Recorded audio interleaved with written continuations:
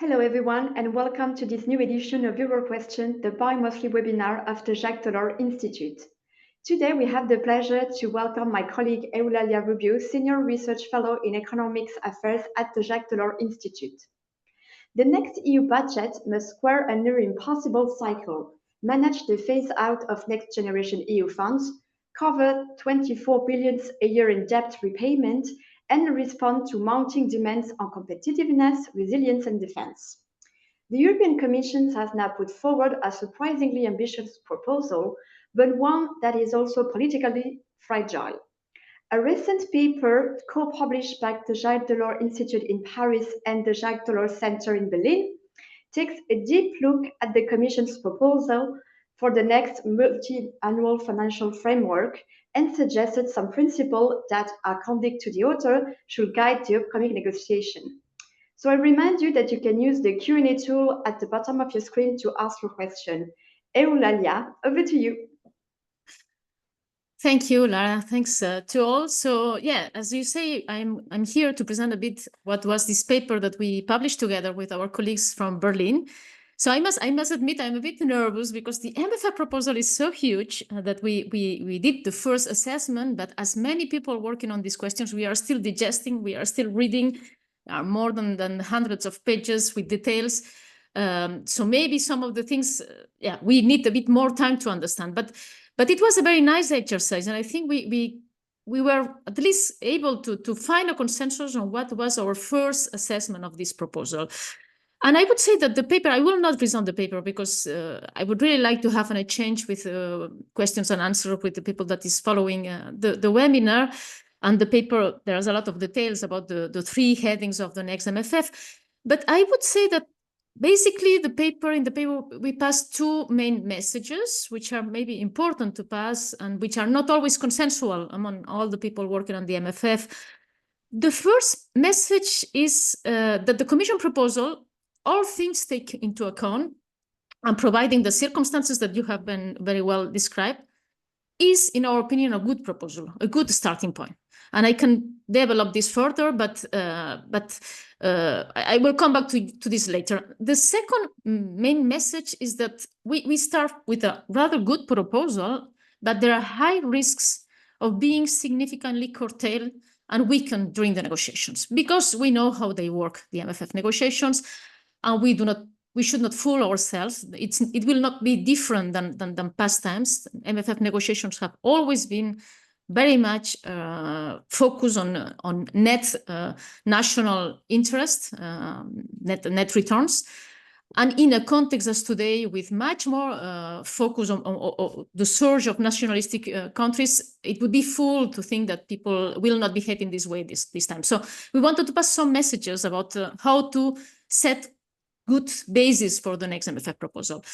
So let me just say a couple of things about why we think the proposal is good. And I will say something on the size, which is the typical thing. We always look at it when there is a new MFF proposal, and something about the composition. On the size, let me remind you what was the situation 1 year ago. 1 year ago, when we were starting these discussions about the next MFF proposal, we usually say the European Commission will be confronted to a stark choice between two options, either cutting 20% of the EU budget, because 20% is more or less what it represents, this repayment of the NGO debt, or maintaining spending as it is today and increasing by 20% national contributions. And we were saying this is very difficult. This was before Trump's arrival in power, and all the consequences that it has entailed in terms of acute pressure for scaling up even quicker spending on security, but also spending on competitiveness to maintain our level vis-a-vis other global competitors. So there was a very difficult equation that the Commission had to solve. And we believe that taking into account the circumstances, and by the circumstances, I am also saying that, the economic and budgetary circumstances of today's Europe, let me remind you that we are in a sluggish growth, The projections are not brilliant for the next years due to the trade disruptions we have, and also that in some net contributors, we are talking in Paris among us, I mean, the situation, the budgetary situation at the national level is not buoyant neither, so they are not very eager to put much more money on the table. So taking into account all these situations, the proposal is not bad. Simplifying, I mean, there have been different ways to compare the size of the MFF, but simplifying what the Commission has done is the second option, actually. It has decided to maintain spending, and it has increased the volume it has proposed new on resources, not proposed a direct increase of net contributors, but basically the choice has been to keep spending. It has been said that there is an increase, but of course, if you reduce from this increase the cost of paying the debt, it ends more or less with a very, very slight increase in real terms on spending, which means that more or less we keep the same level of spending.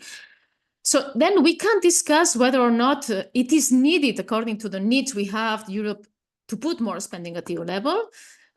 We can also discuss if the proposals put into place to finance this spending in terms of resources are the good ones, the bad ones, that there will be other options. But overall, the strategic approach taken, it's the good one. Taking into account the different options we had, it was the best one, the best possible option to get out of this equation. So that's the first thing to say. Then in terms of, I mean, the size, as I said, there's not a lot of change, even though it's a positive choice that it has been done. But the big novelty or the big changes have been in terms of governance. Now, I will not describe all the changes in governance that they have been introduced in the new MFF. But basically, I think we can summarize it in 2 or 3 terms. The first is this shift. I mean, the Commission has proposed to reduce the weight of EU agriculture and cohesion spending, that it's, broadly speaking, now it represents 60% of EU spending to 44%. And that also gives a space, that mainly gives a space to finance new priorities we have today, like security and defense, which is massively increased, but also global competitiveness, so investment in key technologies, cross-border energy infrastructures, and also it allows, it has to be said because sometimes we forget about that, it allows to keep EU financing on external action at the same level, which is very important in a very turbulent world to have the capacity to finance strategic alliances with other third countries. So and on top of this shift of resources, there are changes in governance that are very important. There is, of course, a big change in Pillar 1 in the way of managing EU funds under shared management. I will not enter into detail because I think we could do a whole webinar on that.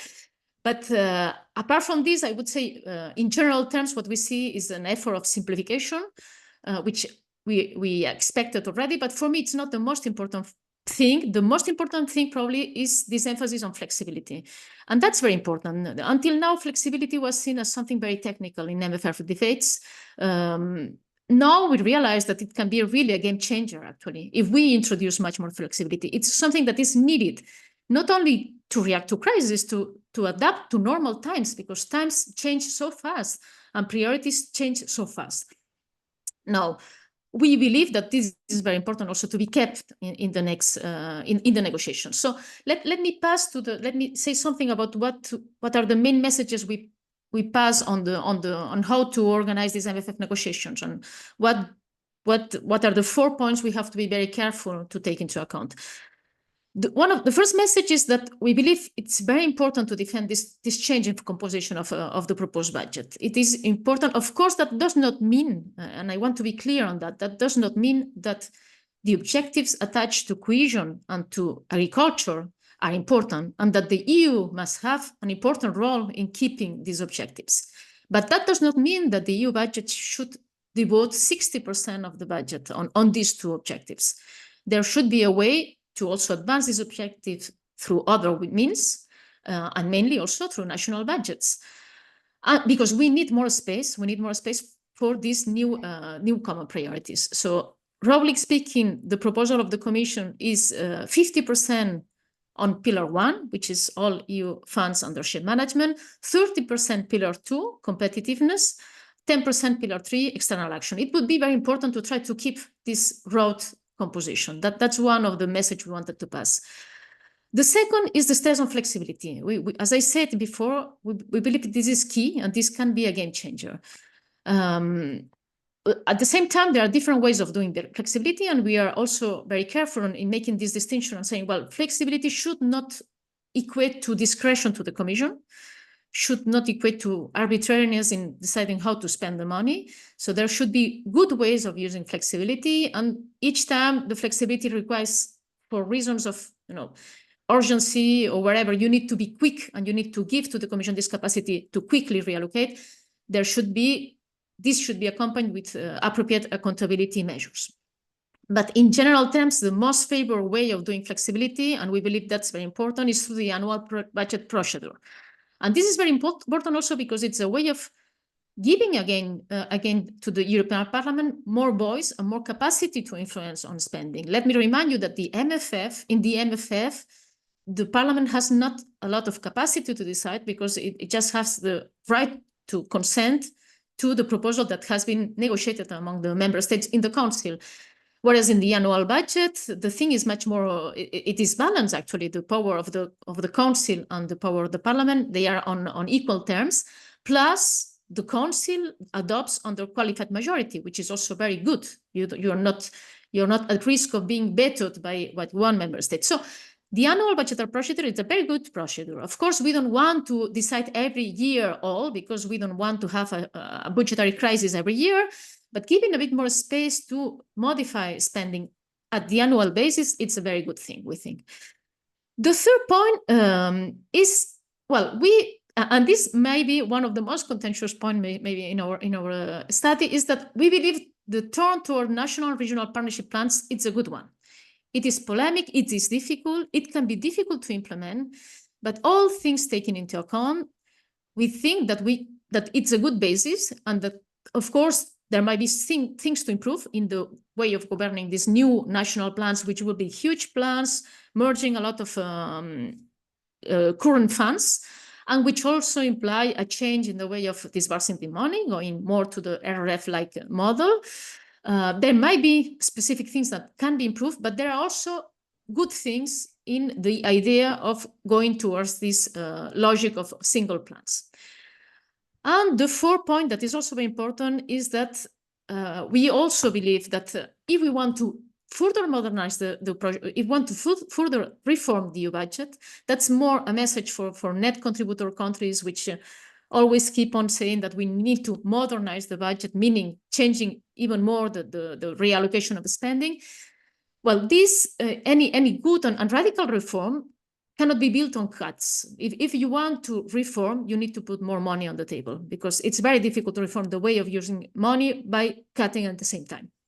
So we have to be very, and I would add even more on that, any type of reform has to be carefully done and maybe introduce it in a transition period, so you do not change from one day to the other the way of spending money. So let's be realistic on that. So I think I will stop here.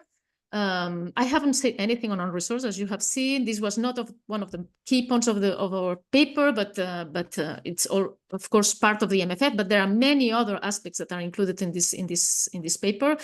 But I prefer to open the floor to questions and answers and to have maybe an exchange with the listeners. Thank you, Eulalia, for your presentation. So we received the first question. Why do the proposal of the new resources seem to backward when compared to the 2020 European Commission proposal? Yeah, I was just saying on resources, we haven't touched on that. Well, to be very honest, do not let me describe and assess all the different on resources that have been proposed, because now I don't have the head, all the proposals. But generally speaking, I think the Commission has done a huge effort to find new own resources, actually. They knew that it was a clear mandate to create these new own resources. And they knew that there were some, let's say, requisites to have these new own resources, which are always mentioned, these requisites that they should be genuinely new, that you cannot create resources that already are, I mean, on bases that are already taxed at the national level. And in this respect, they have found some original new resources. Think about the tobacco resource, for instance. But of course, there are others that are still not really genuine. They're still statistically based. And as always, the new resource, I mean, the question is, they look very nice on paper, but let's see what will happen during the negotiations, because we know that it's always very difficult to pass a package on new resources.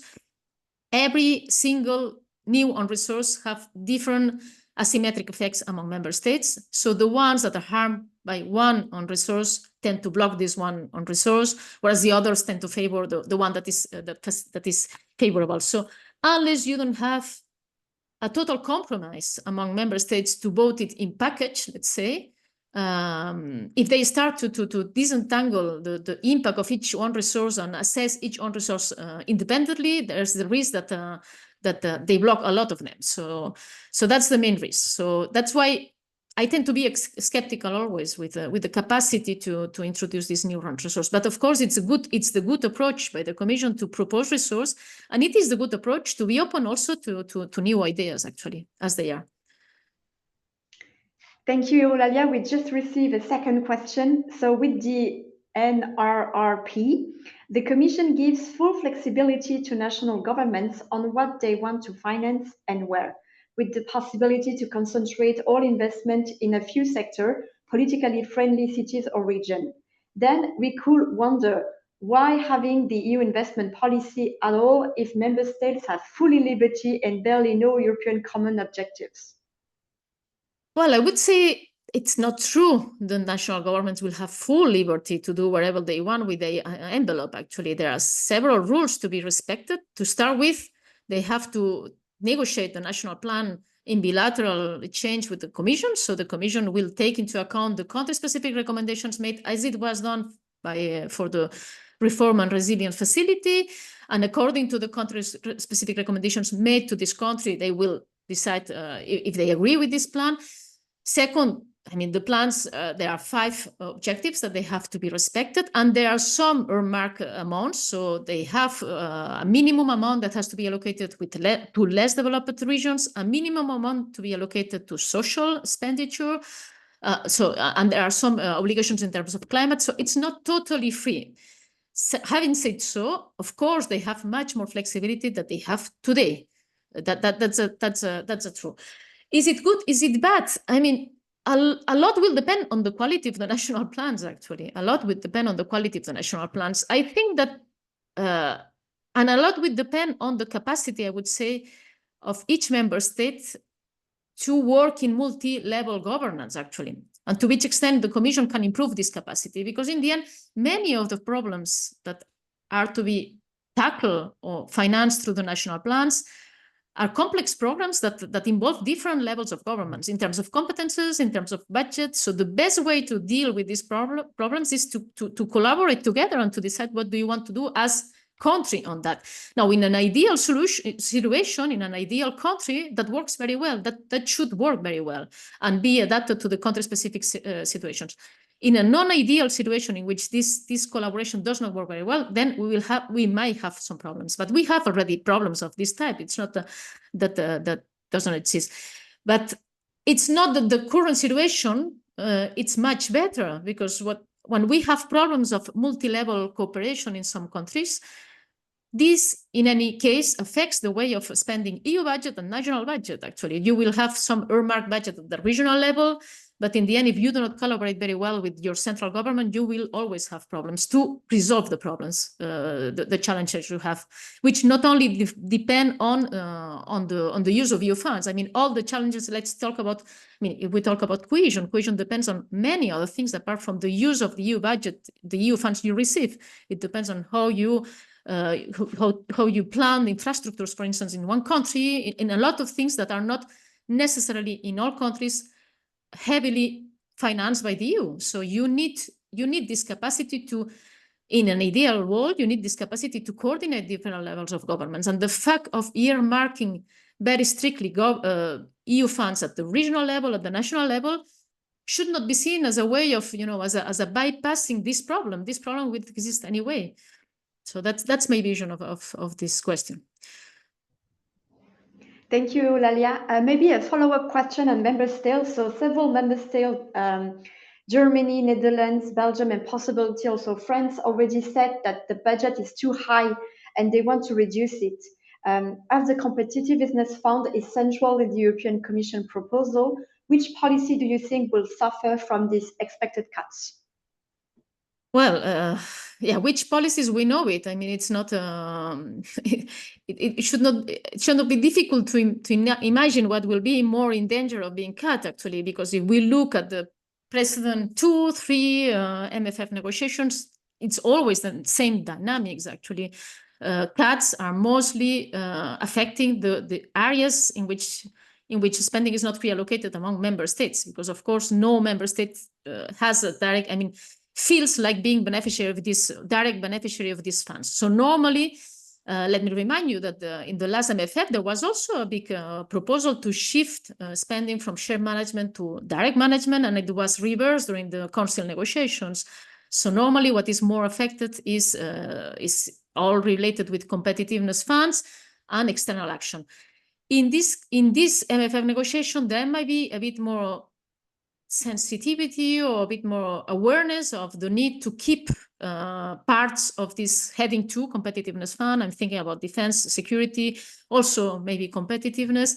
So maybe the thing that is more vulnerable in this case will be external action, which has been also the typical one curtailed in the last MFF negotiations. But again, let's hope that this time is different, but and then they will not apply the same precepts than in the past. And let's hope also that these member states that complain about the size of the budget, they become more reasonable and they realize that the budget is not, the Commission is not proposing a big increase. It's just proposing to keep the same amount of spending on, and taking into account the huge needs we have to spend in certain areas. That's the minimum we can expect from the EU, to keep the same amounts we have today. Thanks, Eulalia. Another question on simplification. So simplification was so heavily discussed over the last year, but if we look at the cohesion part of the European Fund proposal, is the simplification not only between the Commission and Member States, rather than for the beneficiaries? That's a good point from Friedemann. I know. Yeah, let's see. I mean, I must admit I haven't had the time to look into detail in all the little letter of all sectoral regulations. I think if we, with respect to heading 1, that is all these new funds of EU funds under shared management, that will depend also a lot on what the member states decide. I mean, one of the things that is written is that the Commission will encourage member states to use also more performance-based reimbursement approach to finance, to reimburse final beneficiaries. If this happens, if we see more use of simplified cost options, these kind of things, well, this is a simplification for the beneficiaries. So there will be a part that will depend on member states. Of course, I mean, that also depends, and if you exchange with the people that is on the ground managing funds, sometimes they complain of the capacity they have to do this. That depends sometimes on EU level rules. So I cannot tell you exactly technically whether or not it will be easier. But I think the Commission is aware, at least if we look at this heading 1, of the fact that if you put into place performance-based reimbursement approach only for payments to the member states, but you do not prolong this to final beneficiaries, the simplification gains are not felt by final beneficiaries. So it makes sense to try to pass to this simplification to the final beneficiaries. Thanks, Eulalia. Another question. So in the MFF proposal, the European Commission does not reimburse actual expenditure invoices for regional or cohesion policy projects. Instead, payments to member states are determined through a pre-agreed financial framework. Member states prepare multinational program. The Commission approves this program but does not assess cost project by project. Payments are likely to agree output results or milestone, rather than reimbursing actual invoices. So the question is, Does it not increase significantly the risk of overspending, irregular spending, or fraud? Well, that's a very technical question. But let me just react to that, saying that many of the technical weaknesses that were highlighted by the European Court of Auditors on the RFF governance approach, this this performance-based disbursement approach, well, we see that the Commission has tried to resolve some of these technical weaknesses that were highlighted. And particularly in the case of cost, one of the lessons drawn from the RF was that the cost increase and sometimes the payments were not related to the cost actually, or also that some member states receive a lot of payments and that was not correlated with the amount of spending done on the ground. So that sometimes the calendar of payments was totally unlinked to the calendar of implementation at the national level. So these two things, for instance, we see in the Commission proposal willingness to correct this a bit.